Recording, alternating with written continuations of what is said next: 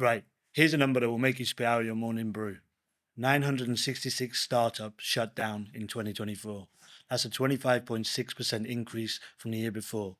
And if you thought that 2024 was brutal, well, multiple sources of data suggest 25 is continuing this troubling trend.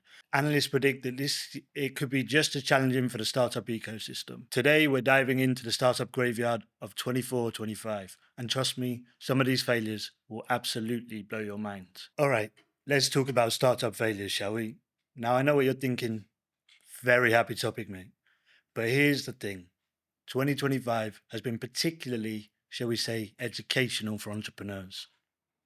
We've all heard the classic statistic that 90% of startups fail. But what's fascinating about 2025 is how the reasons for failure have evolved. It's not just about running out of cash anymore, though that's still a favorite pastime of many founders. The landscape has shifted dramatically. We're seeing companies with millions in funding, stellar teams, and what seemed like a bulletproof business model vanish, gone, faster than a takeaway on a Friday night. So buckle up because we're about to explore why 2025 became the year that reminded everyone that startup success isn't just about having a brilliant idea and a fancy pitch deck. So what's actually killing startups in 2025? Well, it's a little bit like asking what killed the dinosaurs. There's rarely just one culprit. First up, the market reality check.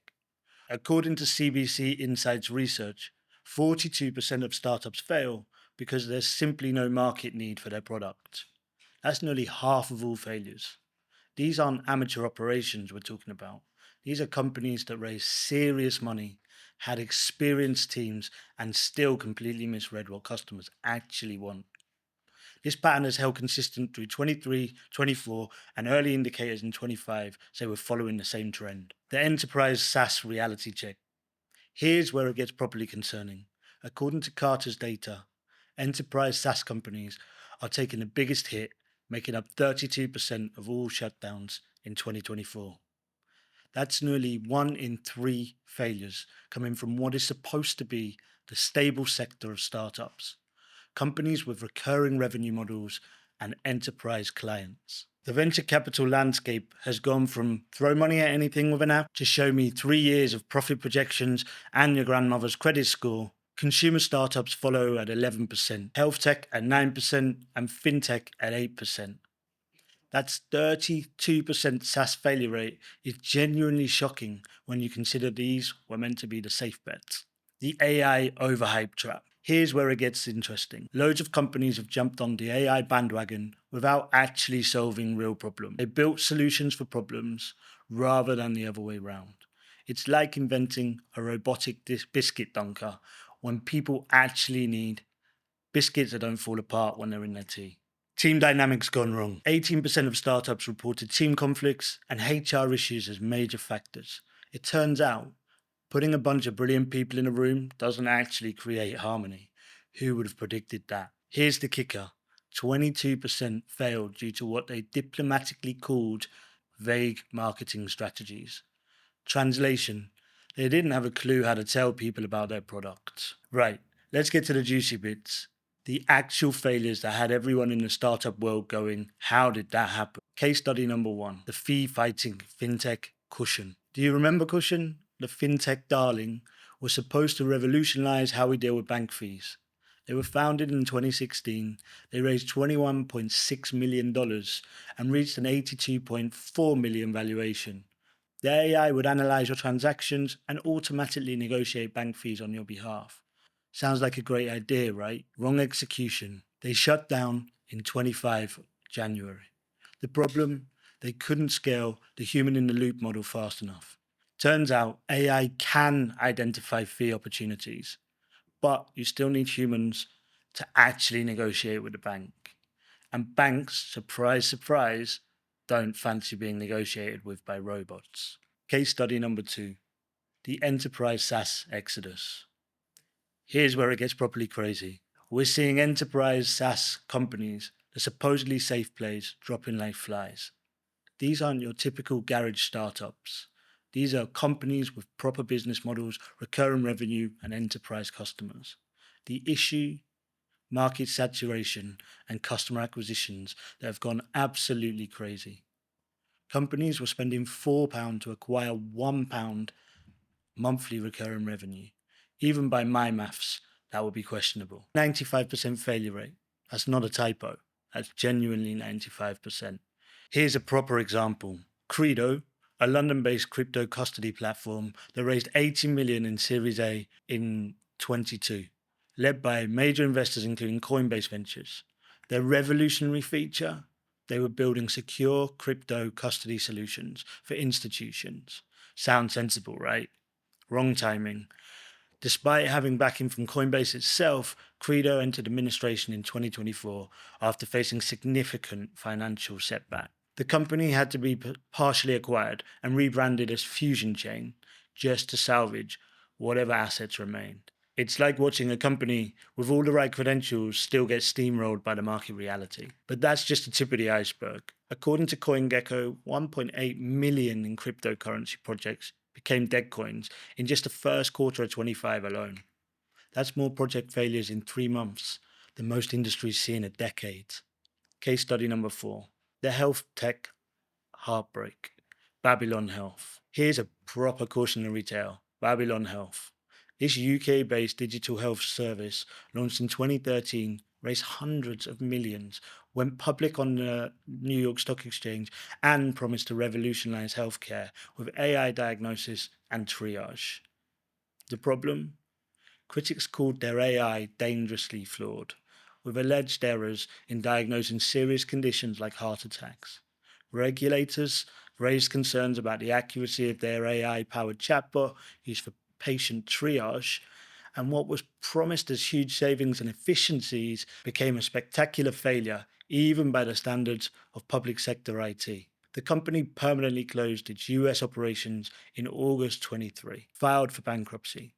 Turns out, getting medical AI right is slightly more complicated than teaching a computer to recognize cats in photos. The pattern here is clear. Brilliant ideas, proper funding, experienced teams, and still spectacular failures. It's like watching a perfectly executed recipe that somehow produces a culinary disaster. Here's the absolute shocker of 24-25. The failure that had everyone in the tech world questioning their life choices. The $12 billion battery dream that became a name. Meet Northvolt, Sweden's battery manufacturing startup that was supposed to be Europe's answer to Asian dominance in the EV batteries. This wasn't some garage startup. This was a company once valued at 12 billion, with backing across major investors and governments across Europe. They raised over 15 billion in funding. They had contracts with major automakers like BMW and Volkswagen. The European Union literally bet 902 million euros on them. They were building gigafactories across Europe and were genuinely seen as Europe's best hope for battery independence. The twist nobody saw coming. In November 2024, Northvolt filed for bankruptcy. Not a restructuring, not a pivot, proper bankruptcy. With 5.84 billion in debt and only 30 million in cash left. Here's the kicker. They weren't killed by competition or market changes. They were brought down by the most basic startup killer of all. They simply couldn't deliver their product at scale. After years of promises and billions in funding, they struggled to produce quality batteries consistently. The most mental part, this company had former Tesla executives, partnerships with major automakers, and the backing of entire governments. Yet they still couldn't solve the fundamental challenge of manufacturing. The aftermath. The bankruptcy filing sent shockwaves through the European EV industry. Thousands of jobs lost, billions in taxpayer money potentially down the drain, and Europe's battery independence dreams crushed. The company was supposed to challenge Asian battery makers and became Europe's most expensive industrial failure in recent memory. It's the kind of failure that makes you realize that sometimes having too much money and too much hype can be just as dangerous as having too little. So what can we learn from all of this carnage? First, having a brilliant idea isn't enough. You need to understand your market, your customers, and some basic math. I know, revolutionary concept, right? Second, Raising money doesn't validate your business model. It just gives you more runway to discover your fundamental flaws. Sometimes a longer runway just means more spectacular crash. Third, experience doesn't guarantee success. Some of the biggest failures in 2025 were led by people with impressive CVs and proven track records. Turns out, past performance doesn't predict future results.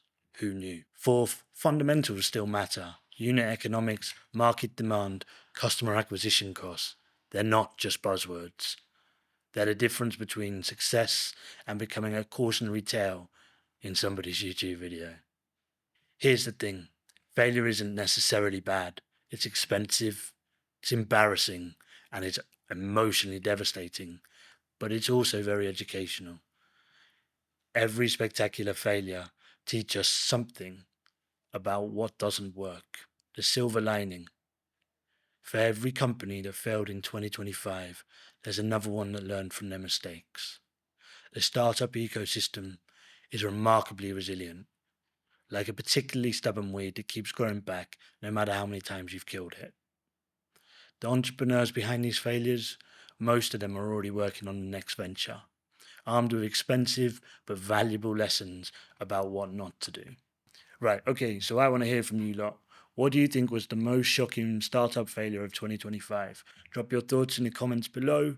And if you've got insider knowledge about any of these failures, please share it, obviously legally.